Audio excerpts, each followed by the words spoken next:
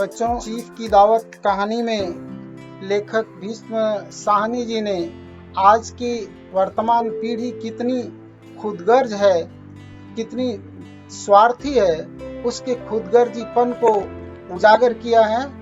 और इस कहानी में उन्होंने दिखाया है कि किस प्रकार मध्यम वर्गीय लोग दिखावे के चक्कर में सिर्फ अपने प्रमोशन के लिए माँ का अपमान तक करने में नहीं चूकते हैं। देखें, चीफ की दावत की तैयारियां पूरी हो चुकी हैं और यहाँ सामनाथ अभी भी पूरी तरह आश्वस्त नहीं है तैयारियों को लेकर के। 5:30 बज चुके थे, अभी मिस्टर सामनाथ खुद भी नहा धोकर तैयार नहीं हुए थे। श्रीमती कब की अपने कमरे में जा चुकी थी।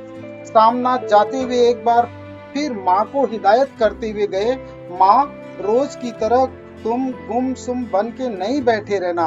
अगर साहब इधर आ निकले और कोई बात पूछे तो ठीक तरह से बात का जवाब देना। मैं न पढ़ी न लिखी बेटा, मैं क्या बात करूंगी, तुम कह देना।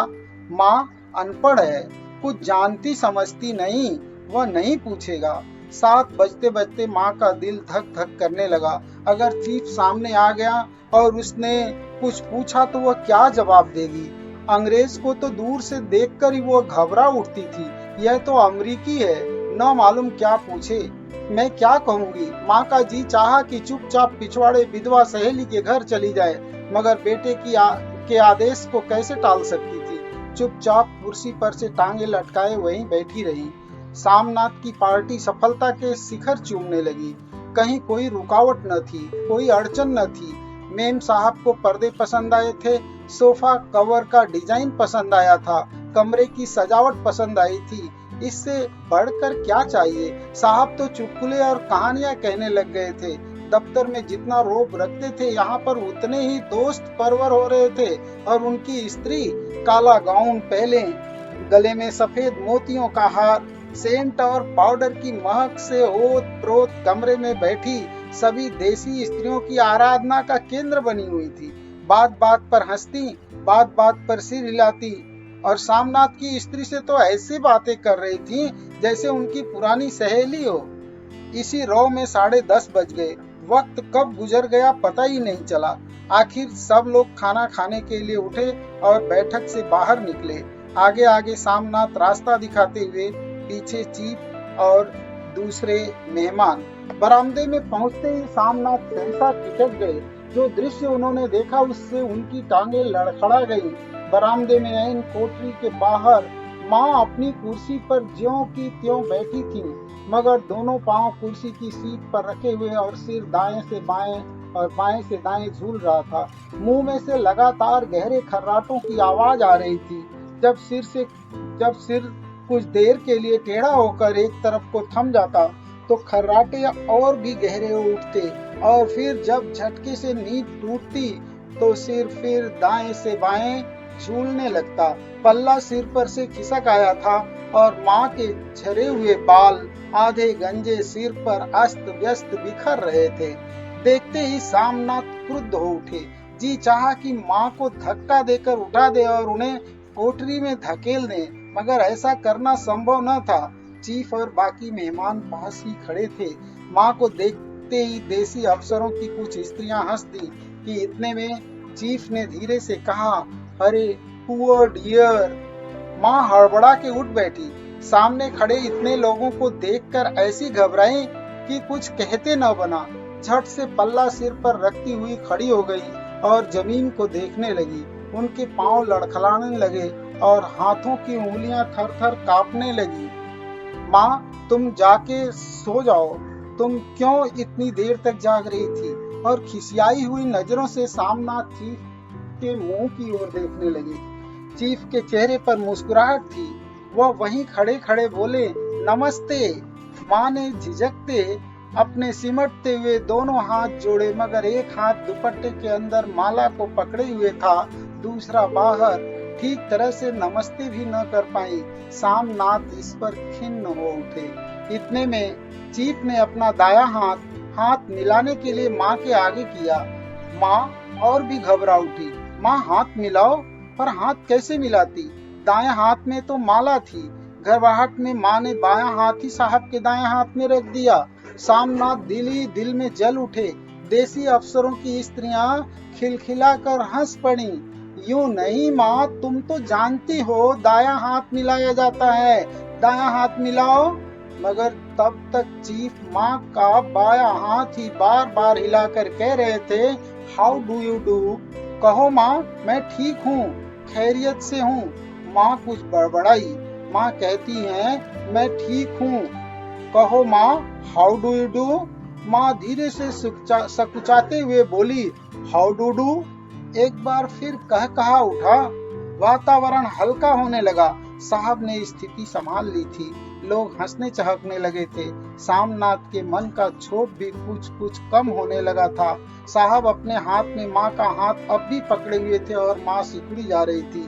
सामनाथ अंग्रेजी में बोले, मेरी माँ गांव की रहने वाली हैं, उम्र भर गांव में रही हैं, माँ आपसे लजा रही होंगी। साहब इस पर खुश नजर आए। बोले, सच?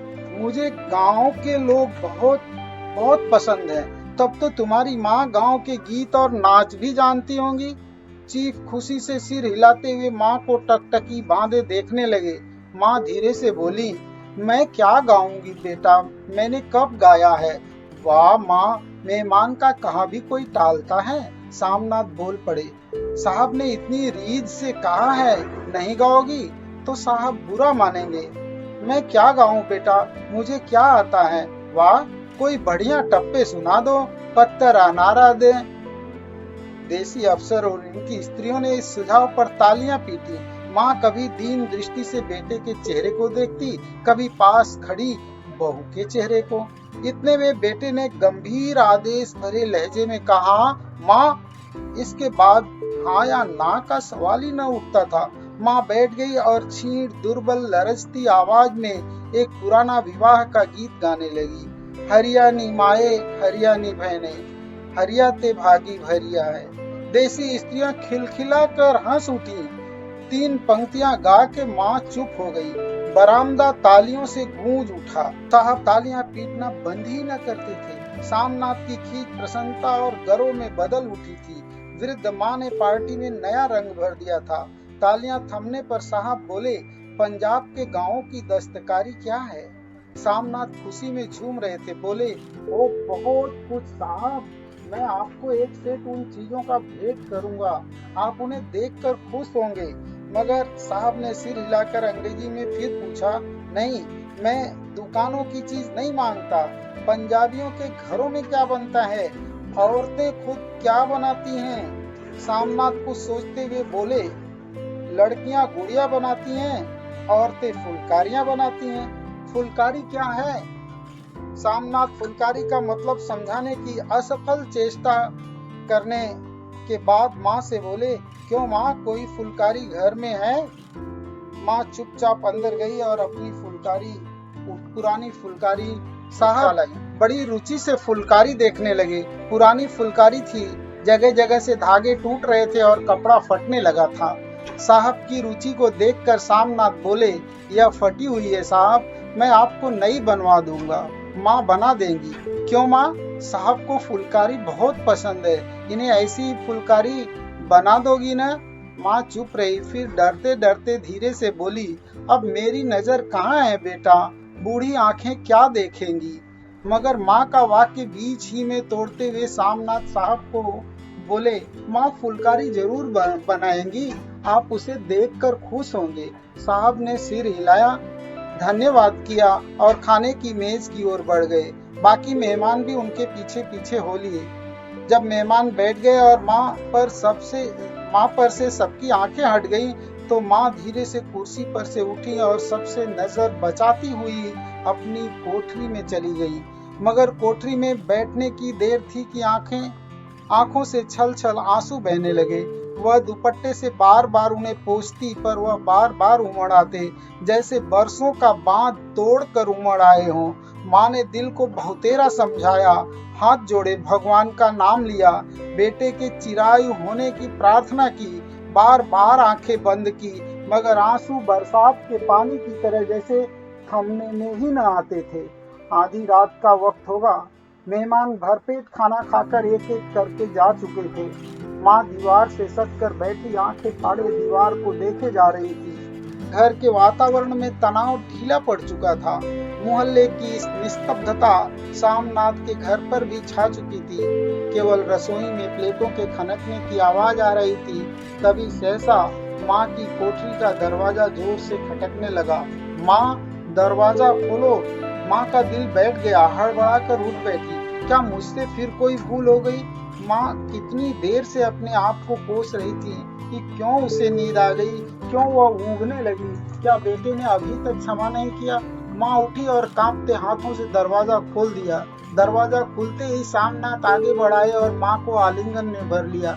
ओ माँ, तुमने तो आज रंग ला दिया। साहब तुमसे इतना खुश हुए कि क्या कहूँ। ओ माँ, माँ। माँ की छोटी सी काया सिमट कर बेटे के आलिंगन में छिप गई। माँ की आंखों में फिर आंसू आ गए। उन्हें पोंछते हुए धीरे से बोली, बेटा तुम मुझे हरिद्वार भेज दो, मैं कब से कह रही हूँ। सामनाथ के माथे पर फिर तनाव के बल पड़ने लगे। उनकी बाहें माँ के शरीर पर से हट आई। क्या कहा माँ? ये कौन सा राग तुमने फिर छेड़ दिया? सामनाथ का क्रोध बढ़ने लगा था। बोलते गए, तुम मुझे बदनाम करना चाहती हो ताकि दुनिया कहे कि बेटा माँ को अपने पास नहीं रख सकता? नहीं बेटा, अब तुम अपनी बहू के साथ जैसा मन चाहे रहो। मैंने अपना खा पहन लिया, अब यहाँ क्या करूँगी? जो थोड़े दिन जिंदगानी के बाकी हैं भगवान का नाम लूंगी। तुम मुझे हरिद्वार भेज दो। तुम चली जाओगी तो फुलकारी कौन बनाएगा? साहब से तुम्हारे सामने ही फुलकारी देने का इकरार किया है। मेरी आंखें अब नहीं है बेटा जो फुलकारी बना सकूं। तुम कहीं और से बनवा लो, बनी बनाई ले लो। माँ, तुम मुझे धोखा देके यूं चली जाओगी, मेरा बनता काम बिगाड़ोगी। जानती नहीं साहब खुश होंगे तो मुझे तरक्की मिलेगी। माँ चुप हो गई, फिर बेटे के मुंह की ओर देखती हुई बोली, क्या तेरी तरक्की होगी? क्या साहब तेरी तरक्की कर देंगे? क्या उन्होंने कुछ कहा है? कहा नहीं, मगर देखती नहीं कितना खुश हो गए हैं। कहते थे जब तुम्हारी माँ फुलकारी बनाना शुरू करेगी तो मैं देखने आऊंगा कि कैसे बनाती हैं। जो साहब खुश हो गए तो मुझे इससे बड़ी नौकरी भी मिल सकती है। मैं बड़ा अधिकारी बन सकता हूँ। माँ के चेहरे का रंग बदलने लगा। धीरे धीरे उसका झुर्रियों भरा मुंह खिलने लगा। आंखों में हल्की हल्की चमक आने लगी। तो तेरी तरक्की होगी बेटा। तरक्की क्या, यूं ही हो जाएगी। साहब को खुश रखूंगा तो कुछ करेंगे, वरना उनकी खिदमत करने वाले कम थोड़े हैं। तो मैं बना दूंगी बेटा, जैसे बन पड़ेगा बना दूंगी। और माँ दिल ही दिल में फिर बेटे के उज्जवल भविष्य की कामनाएं करने लगी। और मिस्टर सामनाथ, अब सो जाओ माँ, कहते हुए अपने कमरे की ओर घूम गए। ये माँ का हृदय है, जलाओ तो भी उसमें खुशबू आती है, सुगंध आती है। इसीलिए तो हमारी भारतीय संस्कृति में कहा गया है कि कुपुत्रो जायेत क्वचिदपि कुमाता न भवति। ऐसी स्थिति में जो हमारे बुजुर्ग पीढ़ी के लोग हैं उन्हें सम्मान देने की जरूरत होती है। वे अपना सब भविष्य अपनी पीढ़ी को सौंप करके दानवीर कर्ण बन चुके होते हैं। दानवीर कर्ण हर परिस्थिति में दानवीर ही रहेगा, वह किसी की दया स्वीकार नहीं करेगा।